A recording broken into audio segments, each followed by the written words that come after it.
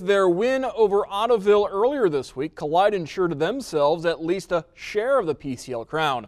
They're 6-0 heading into tonight's road trip to Miller City.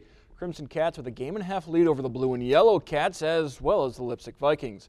Now as for the postseason, Kalida is the 2 seed in the OG district with a first-round bye, so they will host the Pandora Gilboa Hardin Northern winner next Wednesday, while Miller City, the 4th seed, plays their sectional opener tomorrow at home against Ada. Kalida up 2-0 bottom of the third. Connor Neese with a runner on, hard liner. Trent Sibdick makes the diving catch. Great play to save a run for Kalida. Top of the fourth, Kalida looking to add to the lead. Derek Buss pulls the pitch deep to right over Quentin Neese's head, and it is a double for Derek Buss as he slides into second base. Later bases are loaded. Miller City pitch gets away. Grant Laudick scores. It's a 3-0 lead for Kalida. After another wild pitch, it's 4-0 when Brady Laudick, big Robert Frost fan I understand, picks the road less traveled, and for Austin Swift that makes all the difference. It's a 5-run lead for Kalida. They weren't done yet. Trent Girding, a chopper, gets under the third baseman's glove.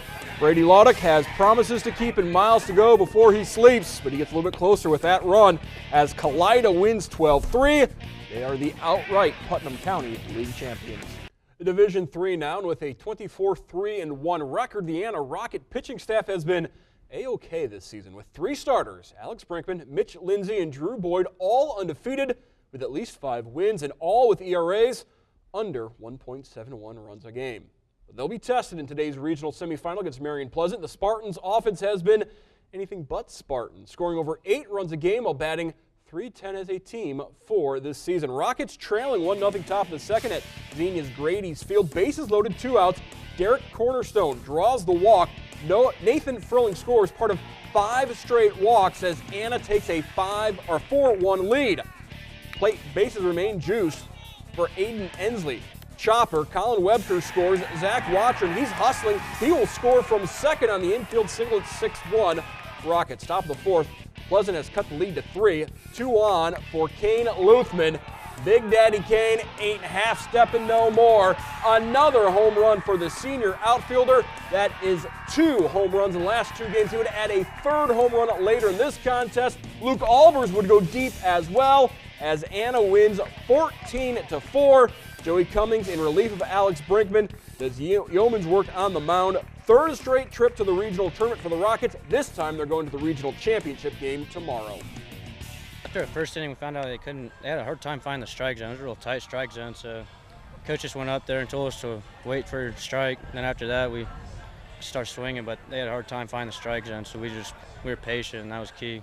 Kane is really seeing it well. Obviously, the home run in the district tournament, 2 tonight. He actually had 1 in our scrimmage against Bell Fountain as well on Tuesday. So yeah, he's seeing it pretty good. I got to thank my teammates and my coaches, for runners on base, and coaches moving me back to the 6th hole.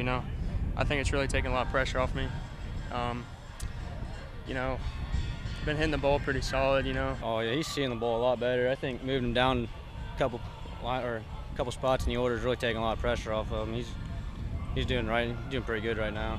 Joey's been our closer all year, and that was a situation where you had to stop the bleeding, and he was able to find the strike zone. It was a little tight. It was a little tight for both teams. It wasn't a good matchup for Brink. He's going to come back tomorrow. But Joey, yeah, I mean, he found it and was able to keep him off. And what he does is guys squib it against him. They don't hit it real hard a lot. In March, the 29th to be precise, the New Bremen Cardinals got their first win of the season, shutting out Houston 3-0. Cardinals went on to win 15 more games, share the MAC title, and take home the sectional and district titles. Today, they face those same Wildcats, now 20-8 in the softball regional semifinal, with Williamsburg awaiting the winner on Saturday. Awaiting Lima Senior, track foe Whitmer, who the Spartans beat twice this year, but 3 weeks ago, Panthers gave Lima Senior quite the battle, leading into the second half before the track champs put them away in the 4th quarter, securing the league title. Prior to tonight's game, Xavier Simpson named the district player of the year, but his Spartan family in a battle tonight. First quarter, tied, X drives, misses. Ruben Flowers' putback won't fall, but Rico Stafford gets the tip. Spartans up by 2. Go to the second quarter, Lima Senior down 5. Jarius Ward the lay-in. Lima Senior trailing 22-19 later, down by 2. X kicks to Marquavius Wilson. Eyes it, flies it, 3 is good. One of just 2 threes on the game for Lima Senior. They're up by 1. Defense forces a turnover, and then Wilson ahead to Ruben Flowers, the one and only, throws it down. Spartans leading at the break. Third quarter remains a close ball game. Jay Thomas drives, gets the hope and the foul. A 4-point lead for the Spartans. Fourth quarter now, Lima Senior down by 1. Thomas misses, but Stafford is there for the spinning putback. Lima Senior up 1. X kept under wraps, but down 2, drives, ties the game at 45. 90 seconds to go. Still a tie ball game. Simpson drives, scoop, and score. Lima Senior up 49-47. 10 seconds later, Whitmer inbounding. DeMonte Lyles, he said, call me primetime. When you make primetime plays like that, that's what we'll do. Lyles the steal. Ruben Flowers hits a pair of free throws, and then Lyles comes up with another steal, and Lima Senior makes their free throws in the final 80 seconds, and they win by a final score of 54-47. Jalen Thomas, 15 points, X had 10. A team victory for Lima Senior as they are moving on. Well, anytime you got your best player averaging 30 and he gets 8, 10, 11, you know, that's tough for most teams. But we got guys that can score the basketball. Jay Thomas played exceptionally great, you know, so, you know, I'm just proud of my team. We don't like putting the pressure all on X. But as a team, we had Xavier's back tonight, and we had a few other players put some points on the board, and unfortunately, X he didn't really get off tonight as usual. So we as a team we just have to step up.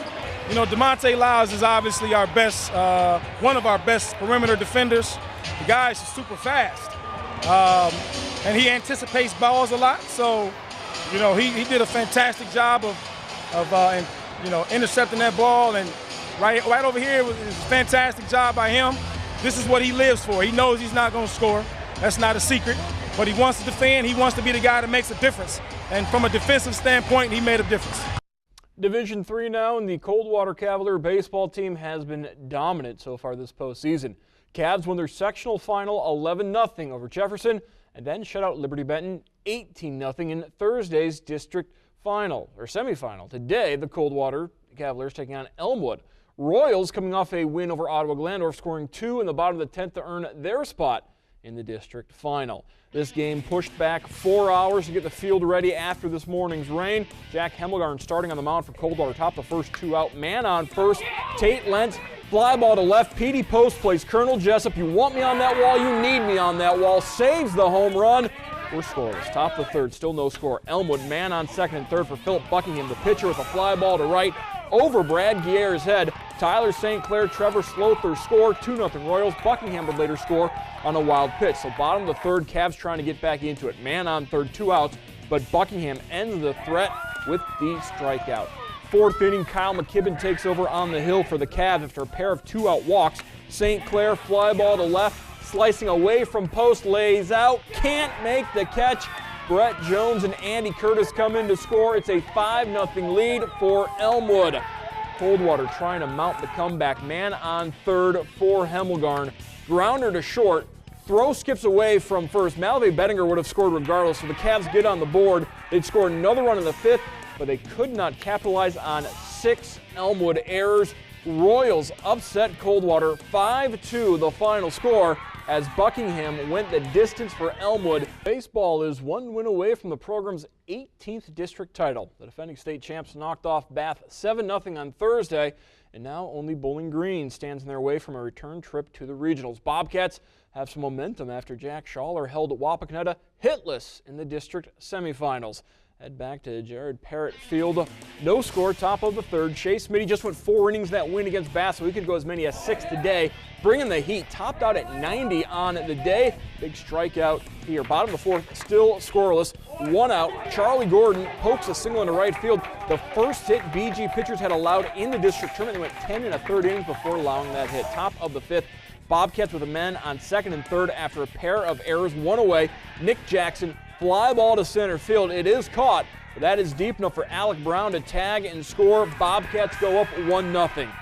Bottom of the 5th, the number 7 hitter, Gage Grunden, lifts a fly ball to left. A solo home run ties the game at 1 thanks to the sophomore. After a strikeout, the number 9 hitter comes up. That's Emilio Gonzalez, another sophomore. Another deep drive to left field. Another solo home run. Bulldogs up 2-1 after 5 innings of play.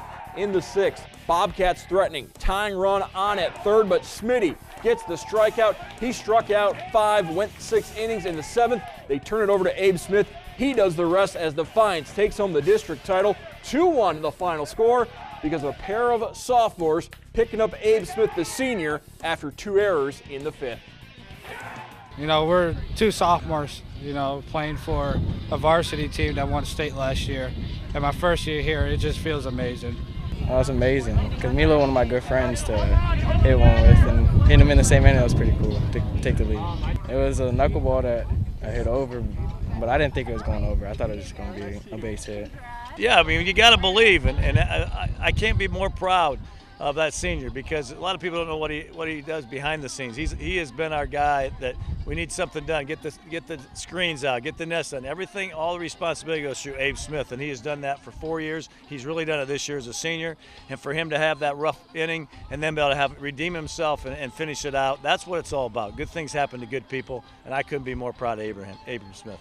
So it felt great. You know, as soon as I hit it, I saw it just sailing, and you know, kind of just coach yelling, "Go two, go two," and I'm like, "Coach, it's over the fence," you know.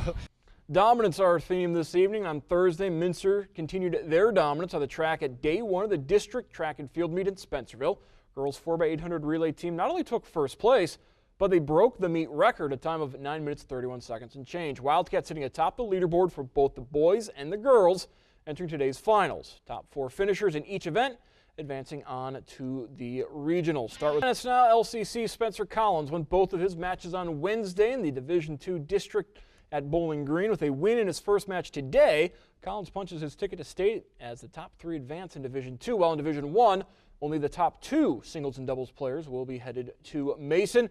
Action moved indoors to Perrysburg because of this morning's rain. Division I singles, Wapakoneta's Emerson Hager facing St. John's Rajiv Langwani. First set, Hager wins this point, but he would fall 6-3, 6-3. Division I doubles, Finley's Jake Elbin and Logan Sullivan taking on St. John's. Point here for the Trojans, but they would fall 6-3, 6-2. Division II doubles, Elida's Ian Kloss and Drew Sarno run into a buzzsaw in the semifinals against Ottawa Hills' Tyler Gargas and Ryan Simon. The eventual district champions, the Bulldogs, would drop both of their matches today, ending their season. Division II singles, Ada's Zach Bichler facing Lexington's Christian Zupon in the semis. First set, Zupon return into the net. Bichler wins that set 6-3. In the second set, match point, Zupon long, Bichler moving on to the finals as he wins 6-3, 6-love. He also moves on to the state tournament, just a sophomore. In the other semifinal, it's Spencer Collins taking on Ottawa Hills' Rahul Bias. Collins, the ace, he wins the first set 6-1. Second set, Collins serving for the match. Return into the net, he wins 6-1, 6-4. Collins also state bound. We caught up with both Bichler and Collins following their semifinal victories. I mean, it feels good. I mean, job not finished yet, but I mean, coming into the season, that was my main goal. So to qualify, I mean, it's just icing on the cake. I mean, it's a lot of fun. I mean, every emotion in that match, so I'm just happy I could pull through and get the win today, qualify. Second set was tough. He's a great player. He was fighting hard, and then midway second set, I kind of hit a breaking point. He was hitting good shots, but I'm glad I could keep my head in the game, and I pulled through it, and I just played my best tennis, and that's why I think I won. I mean, I was surprised I got to the semifinals of districts, and I knew coming into today, even if I got 4th, I'd be fine. And, you know, I'm only a sophomore, but to punch my ticket's great. I was down 15-40 on my serve and came back and won the game. Right when he hit the shot, I knew it was going to go out. And, yeah, it was great.